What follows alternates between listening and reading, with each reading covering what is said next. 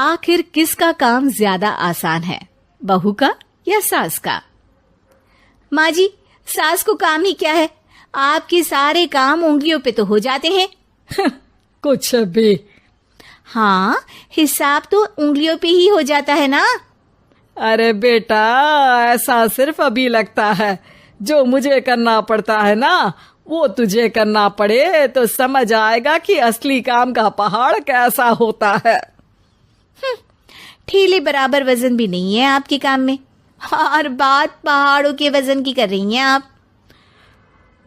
तू ऐसा करती ही क्या है घर में बेटा, ये तो बता मुझे। मैं थोड़ी ना कुछ करती हूँ, सब जादू से हो रहा है इस घर में। अरे एक दिन मेरा काम करोगी तो समझ आएगा। Okay okay, shut up. कल से मैं घर के काम करूंगी और तू मेरी जगह हर चीज का हिसाब रखना, ठीक है? ठीक है, ये भी कर लेते हैं। ये सास बहू की डील के बारे में रश्मि के पति अमन को नहीं पता था और ना ही अमन के पिताजी सुरेश जी को। पर गेहूं के साथ साथ जैसे घुन भी पिस जाता है, ये दोनों भी पीसने वाले थे। सुबह अमन उठकर रेडी होता है ऑफिस जाने के लिए, तो पता है उसके कपड़े नहीं निकले हुए हैं। अरे रश्मि, तुमने मेरे कपड़े नहीं निकाले? अपनी माँ से पूछो ना, उन्हीं का काम है ये। अमन अपनी माँ के पास जाता है। अब मेरे कपड़े आज आप देने वाले हो क्या माँ? हाँ, देना तो मुझे ही चाहिए, पर तेरी बहू ने कपड़े धोने ही नहीं डाले, तो कोई भी धुला हुआ कपड़ा नहीं है बेटा। हैं? ऐसा क्यों? कपड़े तो धोने आप ही देते हो ना माँ? अरे बहू ने तुझे बताया नहीं, अब हम अदल बदल गए हैं। मैं अब बहू और तेरी बीवी सास। अमन परेशान हो गया। वो बिना इस्त्री के कपड़े पहनकर ऑफिस चला गया। सरस्वती जी अपने घुटने के दर्द के कारण झुककर घर साफ नहीं कर पा रही थी और ना ही खाना बनाना याद रख पाई। उधर रश्मि पहले ही दिन घर की चाबी घुमा चुकी थी और 300 रुपए का हिसाब अलग नहीं मिल रहा था।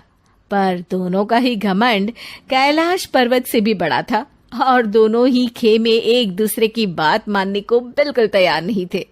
शाम को जब सुरेश जी और अमन खाना खाने बैठते हैं तो सरस्वती जी उनके सामने गाजर और पपीते लाकर रख देती हैं।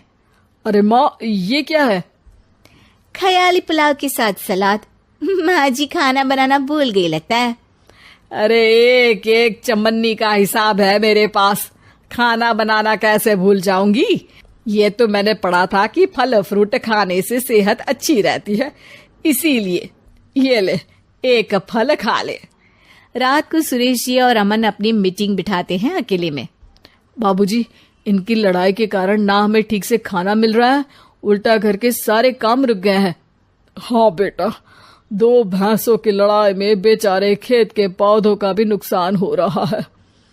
पर पापा, क्या बताऊं आपको, मैंने माँ को इस महीने की 2 तारीख को बिजली के बिल के पैसे दिए थे। आज बिल भरने के लिए मांगने गया तो पता चला कि रश्मि उन पैसों से गैस सिलेंडर ले आई।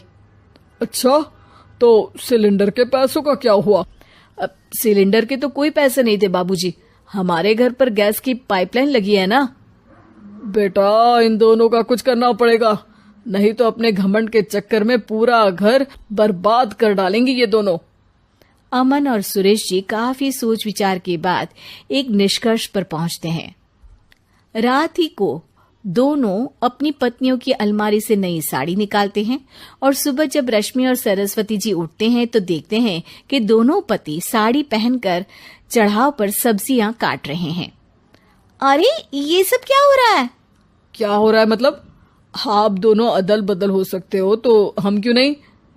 अरे क्या मतलब? नहीं नहीं, मेरी भी बचपन से किसी की बहू बनने की इच्छा थी, तो आज से सरस्वती तुम बड़ी बहू, मैं मिडल बहू और अमन छोटी बहू। अरे लेकिन सब घर पर बैठ जाएंगे तो कमाएगा कौन? ये घर कैसे चलेगा? अब वो तो भैया या बाकी लोग जाने, अब हमने भी अदल बदल कर ही लिया है तो कुछ नहीं हो सकता। रश्मि और सरस्वती जी को समझ में आ जाता है कि उन दोनों की आपस की डील की वजह से इन दोनों को बहुत तकलीफ हो रही है और उनके ईगो ने दूसरों को कितनी यातनाएं दी है। अब असल में माँ जी आप सही थी, सास बनना बहुत मुश्किल है। अरे हाँ बेटा, और तू भी, मुझसे तो नहीं हो पाया सब घर के काम, वापस बदल ले क्या? हाँ हाँ बिल्कुल माँ जी, और अब आप दोनों भी बदल लीजिए। कोई आ गया तो आप दोनों को देखकर क्या सोचेगा? अच्छा है, आप दोनों के समझ में ये बात तो आई।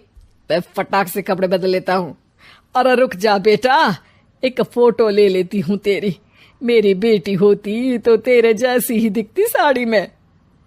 और मेरा फोटो नहीं लोगी?